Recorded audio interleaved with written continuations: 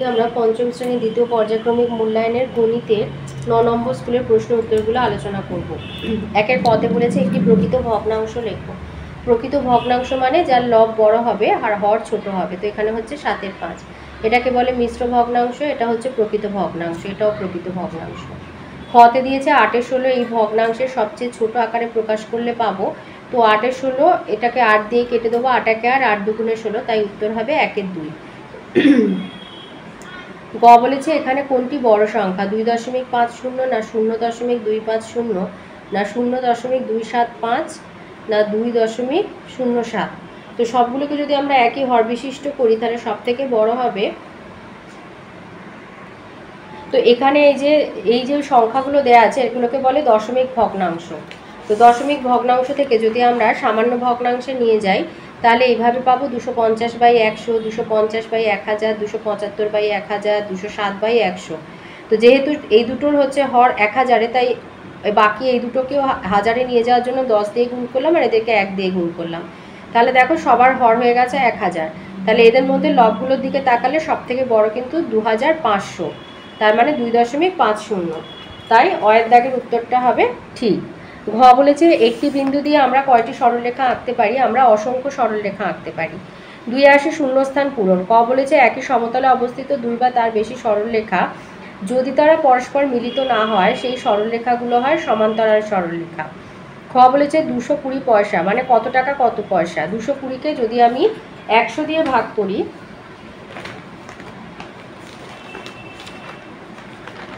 220-তে আমি যদি 100 দিয়ে ভাগ করি, 220 পয়সা থেকে টাকায় যেতে গেলে 100 দিয়ে ভাগ করতে হয়, তাহলে দুবার যাবে, 2 100 200। তাহলে এটা হচ্ছে পয়সার অবশেষ, তাই এটা হবে পয়সা আর ভাগফলটা হবে টাকা, তার মানে হবে 2 টাকা 20 পয়সা। গতে দিয়েছে 121-এর বর্গমূল। 121 হচ্ছে 11 আর 11 গুণ করলে হয়, তাই এইভাবে বর্গমূলের চিহ্ন দিয়ে 121 লিখে তারপরে সমান দিয়ে লিখবে 11 গুণ 11, তো সেখান থেকে বেরোবে 11। ঘতে দিয়েছে আয়তক্ষেত্রের ক্ষেত্রফল সমান দৈর্ঘ্য গুণ প্রস্থ। 3-এতে দিয়েছে যোগ করতে বলেছে। কতে দিয়েছে 2 পূর্ণ 4-এর 7 যোগ 4 পূর্ণ 3-এর 4। তো এগুলো হলো মিশ্র ভগ্নাংশ। তো এগুলো থেকে আগে অপ্রকৃত ভগ্নাংশে যাবে। তো অপ্রকৃত ভগ্নাংশে গেলে অপ্রকৃত ভগ্নাংশে শুধু লব তৈরি করতে হয়, হরগুলো পাল্টায় না। ধরো এই ভগ্নাংশটা, এর হর কিন্তু 7ই হবে, অপ্রকৃত ভগ্নাংশের হরও 7 হবে।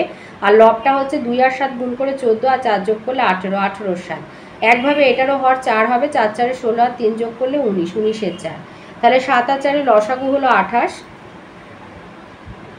তাহলে এবার এর হর যেহেতু 7 তাই 18-কে 4 দিয়ে গুণ করবো, আর এর হর যেহেতু 4 তাই 19-কে 7 দিয়ে গুণ করবো।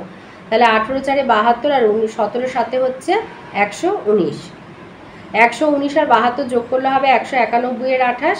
এবার 191-এর মধ্যে 28 যাবে 6 বার, তাহলে 6 28-এ হচ্ছে 168, বিয়োগ করলে হবে 23, তার মানে 6 পূর্ণ 23-এর 28। ক্ষয়ের দাগে যে যোগটা রয়েছে 3 পূর্ণ 2-এর 5 যোগ 2 পূর্ণ 1-এর 10। একইভাবে এগুলো মিশ্র, এখান থেকে অপ্রকৃত হয়ে যাবে, গেলে হবে 17-এর 5 আর হবে 21-এর 10। 5 আর 10-এর লসাগু হচ্ছে 10। তাহলে এর হর যেহেতু 5 তাই এর লবকে 2 দিয়ে গুণ করবে, আর এর হর যেহেতু 10 তাই এর লবকে 1 দিয়ে গুণ করবে। তাহলে 17 দুগুণে 34 যোগ 21, তাহলে 34 আর 21 যোগ করলে হচ্ছে 55 10। এবার 5 দিয়ে কাটলে 11 2 মানে 5 পূর্ণ 1-এর 2।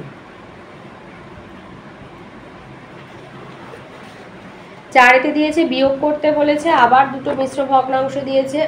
তো 3 পূর্ণ 2-এর 15 থেকে 2 পূর্ণ 5-এর 6 বিয়োগ করতে হবে। তো মিশ্র থেকে অপ্রকৃত গেলে 15 3-এ 45 আর 47-এর 15 আর 2 6 12 5-এ 17-এর 6। 15 আর 6 লসাগু করবে, লসাগু হবে 30। 3 দিয়ে ভাগ করলে 3 5-এ 15, 3 দুগুণে 6, তাহলে 3 5-এ 15, 15 দুগুণে 30। এবার এর হর যেহেতু 15 তাই 47-কে 2 দিয়ে গুণ করবে, আর এর হর যেহেতু 6 তাই 17-কে 5 দিয়ে গুণ করবে। তাহলে 47 দুগুণে 94 আর 17 5-এ 85। 94 থেকে 85 বিয়োগ দিলে হয় 9-এর 30, আর লঘিষ্ঠ আকার করলে 3-এর 10। খতে দিয়েছে 5 পূর্ণ 2-এর 5 বিয়োগ 3 পূর্ণ 7-এর 15। তাহলে 5 পূর্ণ 2-এর 5 মানে হচ্ছে 5 5-এ 25 আর 2-এ হচ্ছে 27-এর 5 আর 3 15 45 আর 7 যোগ করলে হচ্ছে 52-এর 15। তাহলে 5 আর 15 লসাগু হচ্ছে 15। তাহলে এর হর যেহেতু 5 তাই 27-কে 3 দিয়ে গুণ করবে, আর এর হর যেহেতু 15 তাই 52-টা লিখে দেবে। 27 3 81, 81 বিয়োগ 52 মানে 29-এর 15। এটা আর কাটাকুটি করা লঘিষ্ঠ আকার যাবে না, যেহেতু 29 মৌলিক সংখ্যা, তাহলে 29-এর মধ্যে 15 একবারই যাবে, কারণ 15 দুগুণে হচ্ছে 30। তাহলে 29 থেকে 15 বিয়োগ হলে হবে 14, তার মানে হবে 1 পূর্ণ 14 15। ক্ষয়ের দাগে আরেকটা বিয়োগ দিয়েছে, আচ্ছা চলে এলো ক্ষয়ের দাগে। এবার 5-এর দাগে আসি, কতে দিয়েছে একটা সরল করতে দিয়েছে, সরলটা করব। তো এগুলো বন্ধনী এবং একই হর বিশিষ্ট, তাই এখান থেকে যোগ করে এইখান থেকে যোগ করে আমরা পাচ্ছি 6-এর 7, আর এখান থেকে আমরা যোগ করে পাচ্ছি 3-এর 5। এবার 7 আর 5 পরস্পর মৌলিক, তাই এদের লসাগু হবে 35। তো এর হর যেহেতু 7, তাই এর লবকে 5 দিয়ে গুণ করবে, আর এর হর যেহেতু 5, এর লবকে 7 দিয়ে গুণ করবে, তার মানে 30 বিয়োগ 21, তার মানে 9-এর 35।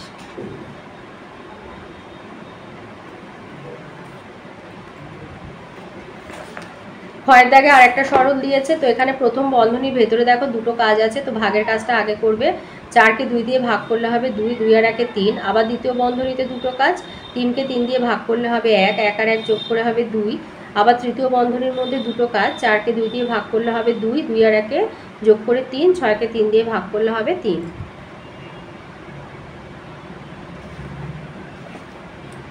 6-এর কতে দিয়েছে একটা বাঁশের 2-এ 3 অংশে লাল, 1-এ 3 অংশে সবুজ, আর 8-এর 39 অংশে হলুদ রং করা হয়েছে, কত অংশ রং করা বাকি আছে?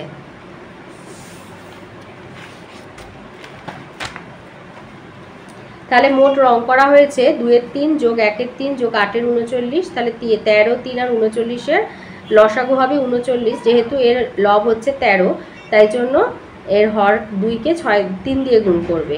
এখান থেকে 13 বাদ দাও, 3, 3 দুগুণে 6, এর হর হচ্ছে 3, 3 বাদ দাও, 13 1-এ 13, আর এর হর 39, তাই 8 বসে গেল। তাহলে যোগ করে হচ্ছে 27-এর 39 অংশ। এবার 3 দিয়ে কাটলে 9-এর 13 অংশে, তাহলে পুরো বার সমান 1 অংশ ধরবে, এখানে পাশে লিখে দেবে ধরি বন্ধনীর ভেতরে। তাহলে রং করা বাকি আছে 1 বিয়োগ 9-এর 13, মানে 13 বিয়োগ 9/13, তার মানে 4-এর 13 অংশ। তাহলে 4-এর 13 অংশে রং করা বাকি আছে।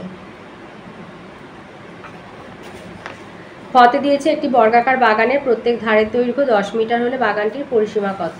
তাহলে বর্গক্ষেত্রে পরিসীমার সূত্র হচ্ছে 4 গুণ বাহুর দৈর্ঘ্য। তো প্রত্যেক ধার মানে ওই হলো বাহুই হলো, তাহলে পরিসীমা হবে 4 গুণ 10 মিটার মানে 40 মিটার। তাহলে বাগানটার পরিসীমা হবে 40 মিটার। গতে দিয়েছে সানিয়া 150 টাকা 50 পয়সা এক জুড়ি আম কিনেছে, তার মানে এটা হচ্ছে ক্রয় মূল্য, আর বাজারে গিয়ে 175 টাকা 50 পয়সায় বিক্রি করেছে, তাহলে এটা হলো বিক্রয় মূল্য। তাহলে সে বিক্রি করে কত টাকা বেশি পেল? বেশি পেল মানে লাভ, লাভ মানেই হচ্ছে বিক্রয় মূল্য বিয়োগ ক্রয় মূল্য।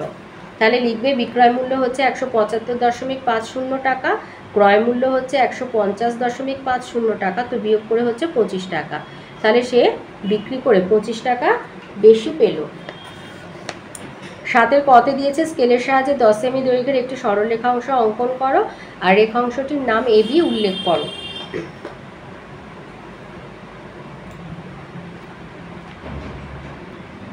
তো এইভাবে স্কেলটাকে খাতায় বসাবে, বসিয়ে যেখানে শূন্য আছে সেইখান থেকে শুরু করবে, আর এই পরিষ্কার 10 লেখা আছে দেখতে পাচ্ছ, এই পর্যন্ত প্রথমে একটা এইভাবে পয়েন্ট করে দেবে, পেনের মাথা দিয়ে বসিয়ে এইভাবে পয়েন্ট করে এখানে এই বরাবর 10টাকে ধরবে, আর এইখানে 0-র মাথায় একটা পয়েন্ট দিয়ে দেবে, পয়েন্ট দিয়ে ডিপ করে পয়েন্ট দেবে। এবারে এটা ভালো করে স্কেলটাকে শক্ত করে ধরে এরকম দাগ টেনে দেবে। এই হয়ে গেল 10 সেন্টিমিটার। নাম দিতে বলেছে AB, এইভাবে AB দিয়ে এখানে লিখে দেবে 10 সেমি, ব্যাস তোমাকে 2 দিয়ে দেবে। তাহলে খুবই সোজা। আর ওর সাথে আর একটা প্রশ্ন আছে, ক্ষয়ের দাগে যে কোনো, এটা 7-এর দাগে যে কোনো একটা প্রশ্নের উত্তর করতে হবে। তো 7-এর কটা আমার মনে হয় করা সোজা বেশি। তো এখানে একটা ছবি দিয়েছে 1 2 3 4 5 6 ষড়ভুজের একটা ছবি দিয়েছে, দিয়ে বলেছে কটি রেখাংশ আছে কি কি। তো এইগুলো এক একটা বাহু, 1 2 3 4 5 6 6টি রেখাংশ আছে, নাম হচ্ছে AB BC CD DE EF A। তো এই ছিল আজকের পঞ্চম শ্রেণী দ্বিতীয় পর্যায়ক্রমিক মূল্যায়নের গণিতের 9 নম্বর স্কুলের অঙ্কগুলো।